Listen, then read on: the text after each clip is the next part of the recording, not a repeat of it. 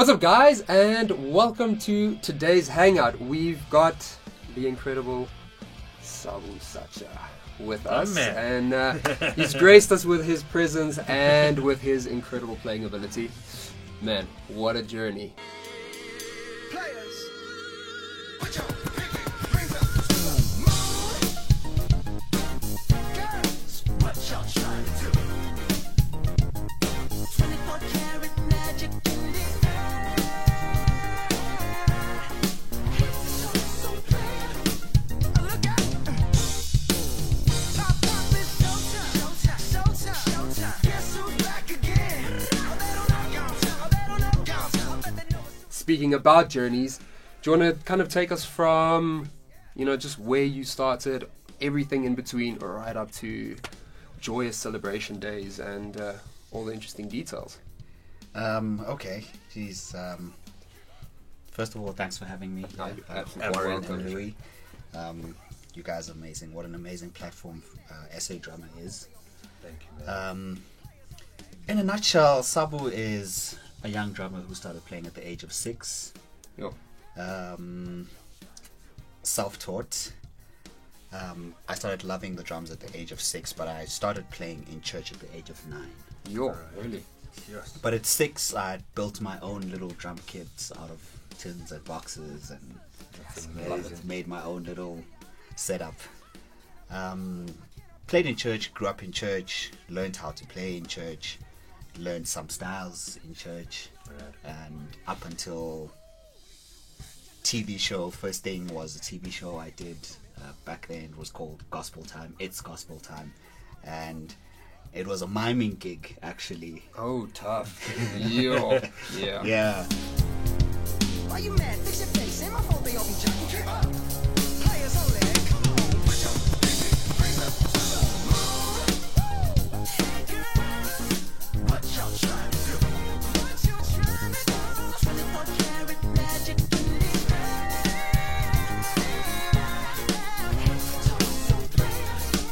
Look out. So, I mean, I was on the show.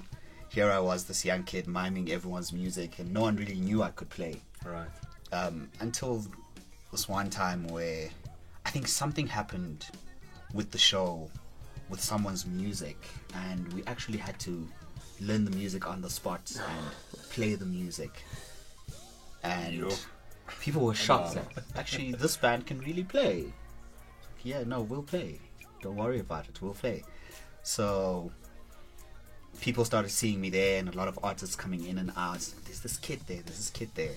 And I got an opportunity from a music producer back then, Tsepon Zamande. He ran a stable called Bula Music. Okay. He had a number of gospel artists, and I started working with them for a number of years. From then on, it was a joyous journey.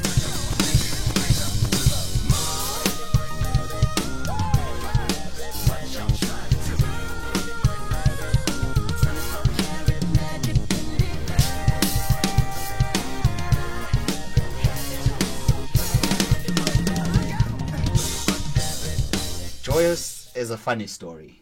Right. Yeah, that's a nice one. I met the musical director before I played in Joyous. I met Ngubeko Mbata when he was launching his wife's first album. Okay.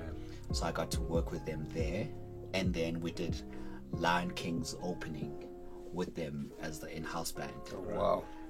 And then from there, I mean, I got paid for that. And then this one day I was doing my shopping, shortly after we got paid for that, doing my shopping. And then I get a call from him, and he says, dude, I need a drummer for Joyous Celebration. Wow. Drummer has just dropped me. Like, Joyous Celebration, like the Joyous Celebration. He's like, yeah, I'm in rehearsal now. And this was like probably 1 p.m. lunchtime. He says, I need you to come here now. So I dropped everything I was doing, drove to Baseline. It was known then. Good old bass. Good old Baseline, yeah. Drove there, made my way there. Got there, started rehearsing. Man, the funny thing is, the songs just didn't stop coming. Just Right. one song after the other. I looked at my list and I didn't remember the first song we started with. I mean, I just kept writing down songs. we're like on 27 songs. And they kept saying, just relax, man, this is going to be a long day. And I had 2 days literally just to rehearse. That half a day and the next day. And we're traveling to Durban. And they were doing a show featuring Kirk Franklin. We got to Durban, and this is my first time on a really, really big stage. I get there, and then there was this drama about drum kits. You know, you can't share drum kits with the American act, and then they had to get a kit for me. I really didn't know what kind of kit I wanted. It's just like, yeah, just get me a kit. I mean, whatever is fine. I must say though, that's when I started learning a few things like tech riders, learning your sizes on the drums, learning skins, learning about the different types of cymbals, and just how important it is as a drummer to know exactly what your sound is, what you play, and how you want it set up, and just it makes you who you are. And I think if there's one thing I took from that experience, I mean, from that, it was the recording. The very next gig I did with Joyous was the recording. From then on, I did Joyous 12, 13, 14, 15, 16, 17, 18. Wow. And then suffered a car accident in 2014, 2 weeks just before I had to do Joyous 19. Unfortunately, couldn't do that recording.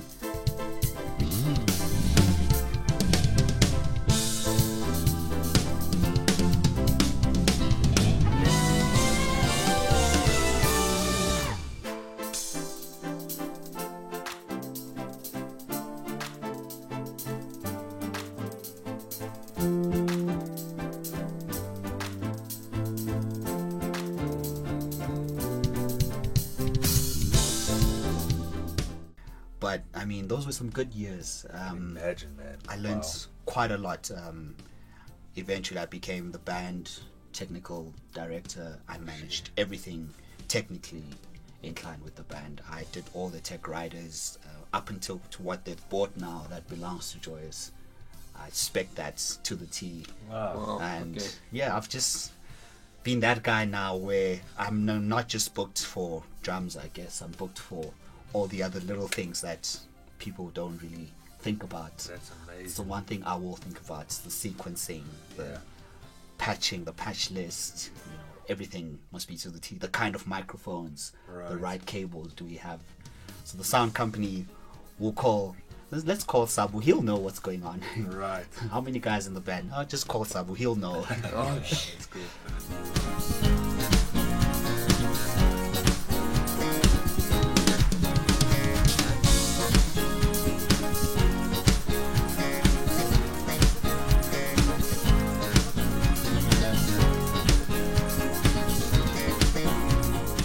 That's my journey pretty much, and then from Joyous to the Zaharas, I started doing pop music. I had toured with Malaika for a while, just before the Joyous period. Played with Malaika for quite a while, and those were some good years as well. Quite busy. I mean, we would do like 4 to 5 gigs sometimes in a week. That was really cool. And then I played with a group called Denim. Right. That's where I actually learned how to play to click track with sequencing. Okay. They had a VS, old Roland VS 1080, I think. One of those old machines. I remember I used to hit the play and stop button with my stick.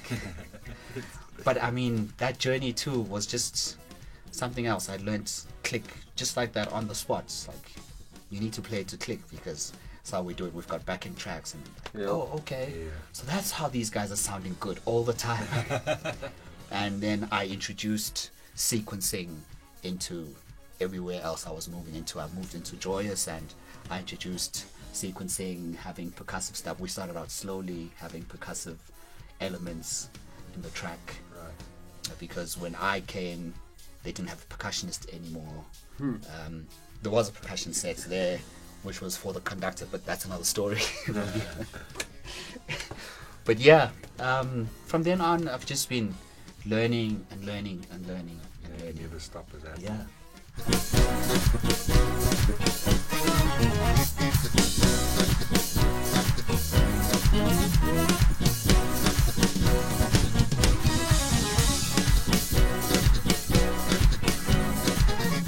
And you got your own studio now as well. Yeah. So you're doing more studio work I'm since doing being out of Joyous? more studio work. I've been doing more studio work. Well, even the time I was still in Joyous, I was doing studio work. I would actually say I do prefer studio than live. Interesting. I think there's actually a number of things you have control over in studio. I love messing around with lots of sounds. Right. I love cymbals. Probably people who've seen my setup, it looks like a kitchen. Yeah. I have cymbals. Sometimes I'll have a cymbal there. We'll end the show and I haven't even played that cymbal, but I have it Just there to have an because option. just to have options. Yeah. I love different sounds. So in studio, you mess around with different snares, different cymbals. You can really go to town, you know. And Exactly. I like sounding unique Yeah. and making hits. For me, it's about playing something. When someone listens to it 10 years from now, they should be thinking, what was the drummer thinking? Yeah. Nice. What was he thinking? It shouldn't be just a bunch of cool licks or, Right. you know, I think anyone really can play a bunch of cool licks, but it takes a real professional to make a song Yeah. and sit in the song and not Exactly. the song sit in the drums, you know. Exactly. Yeah, There's a huge absolutely. difference. Right. So yeah, I built my studio during this COVID period, 2020. Lockdown studio. Finally, I got to it. My wife said, do it because you've been procrastinating, saying you'll do it. So I did it from the ground up. I had this Amazing. basement room in my house, so I started soundproofing, and I realized I'm actually quite handy with my hands. And soundproofed it, got it done. It's sounding nice. I've recorded a couple of tracks in there, tracks that are released already. They sound amazing. I've got reviews from mixing engineers, big names, Crichton, Mark Montgomery, who've said, man, the kit is sounding amazing. So whatever it is you're doing, just keep doing it, and sky's the limit, you know. Amazing. Yeah. So yeah, Feedback like that's awesome. yeah.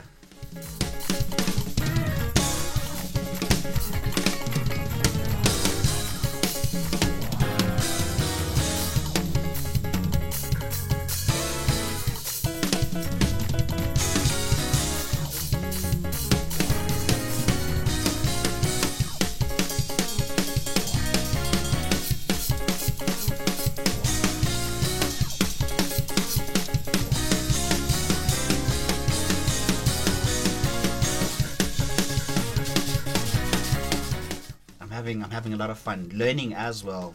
That side of town is something else. I mean, the electronics, the computer side of things, mixer, audio interfaces. It's been fun though. It is fun. It's been fun. Was it frustrating sometimes? Very, very. It can be. It can Which be. one do you go for? Then Yeah. you learn the thing, Yeah. and then it's the same with this studio. True. It's like lately, like Yeah. it's such Trial a and cool error. process, Yeah. but the trial and error. But you guys have done really well. Thank you, I've man. enjoyed myself here. It's sounding really amazing. Oh, well, that's good to know. Sounding really amazing. Learn. Yeah, Thank true, you, dude. Thank true. you. Appreciate it. One thing I want to chat about, Yeah. which is so cool, is we don't want to talk about the whole COVID thing and all of that. Yeah. But one thing I've noticed is you've been pretty chilled. Like I think a lot of musicians have been crushed by this thing. But that comes down to, finances. True. And stuff like that. Like you made a comment the other day, I think it was during lockdown, Yeah. where you mentioned about Samro Right. actually paying out and Right. about getting paperwork and all of that stuff. So I mean, that's quite an important thing to discuss. Right. I think with especially musicians not being, well, actually nobody being prepared Right. for what's happened. Right. But it's all that stuff that you do and you handle beforehand. Yeah. And I know you've got a good background with investing and a knowledge on that, if I'm correct. Yeah. So what is your take on that? So not just being a musician where you live month to month, but building your life in a way that you can sustain yourself. So with you leaving Joyous, for example, Right. I'm sure you were in a position where you're like, okay, now I'm not going to eat for a little while. Yeah, you brought yourself to a way where you could, okay, I'm done here. But now you've got the option to move on to other things. Some guys get really stuck in gigs because it's like, if I leave this, I'm not eating. Yeah. Can you give us more background on that and the importance of getting like the paperwork thing down, Right. all that? It's funny you should ask that, Warren, because I had a conversation with someone just a few days ago, and they were asking me about that very Sambro situation. before I go there, maybe let me talk about planning. I think Big thing. we don't plan as musicians. That's maybe one of our biggest problems. We don't plan about tomorrow. We don't plan about next year. We don't plan a 5-year plan. We don't, we see here now, these gigs that I'm playing now, you have no idea what you want to be doing as Sabu, as Warren, as Louis. What do you want to be doing in the next 5 years? Yeah. Because something might happen tomorrow. There won't be a joyous. Something might happen. The artist you're working with might not be gigging. Something might happen. But what do you want to do as an artist? Because I think we need to regard ourselves, session musicians, as artists too. Yep.